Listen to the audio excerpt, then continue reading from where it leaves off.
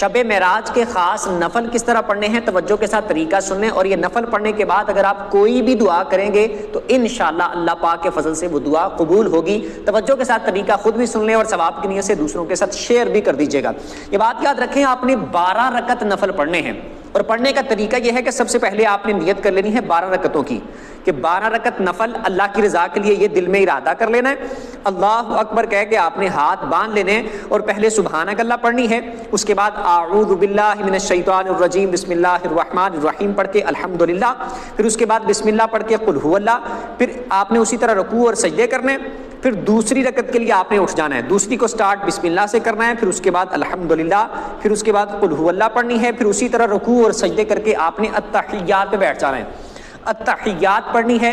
اس کے بعد آپ نے درود بھی پڑھ لینا ہے، پھر دعا بھی پڑھ لینی ہے، سلام نہیں پھیرنا، اینڈ تک پڑھ کے پھر آپ نے تیسری رکعت کے لیے کھڑے ہونا ہے، سبحانک اللہ پھر پڑھنی ہے، سیم اسی طرح جس طرح 2 رکعتیں پڑھی ہیں، بس سلام نہیں پھیرنا، تیسری میں اٹھ کے سیم پھر اس طرح سبحانک اللہ سے شروع کر کے الحمدللہ، پھر قل هو اللہ، رکوع سجدے کر کے پھر دوسری کے لیے کھڑے ہونا ہے، پھر الحمدللہ، پھر قل هو اللہ، پھر رکوع سجدے کر کے التحیات بیٹھنا ہے، پھر التحیات پڑھ کے درود پڑھ کے دعا پڑھ کے سلام نہیں پھیرنا،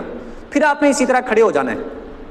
ہر بار جب آپ نے 2 رکعتیں پوری کرنے کے بعد اگلی رکعت کے لیے کھڑے ہونا ہے تو سبحانک اللہ پڑھنی ہے،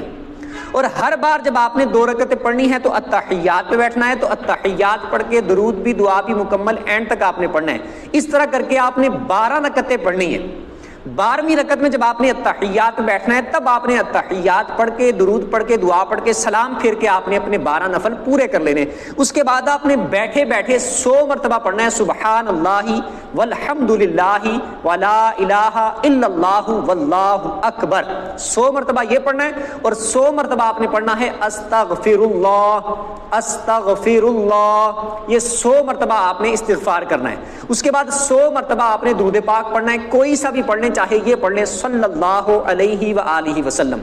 صلی اللہ علیہ وآلہ وسلم، 100 مرتبہ آپ نے درود پاک پڑھنا ہے۔ اس کے بعد آپ نے اللہ کی بارگاہ میں دعا کرنی ہے، جو بھی آپ نیک اور جائز دعا کریں گے انشاءاللہ اللہ پاک اپنے اذن اور حکم سے انشاءاللہ وہ دعا قبول فرمائے گا انشاءاللہ۔ اور اگلے دن آپ روزہ بھی رکھ لیں۔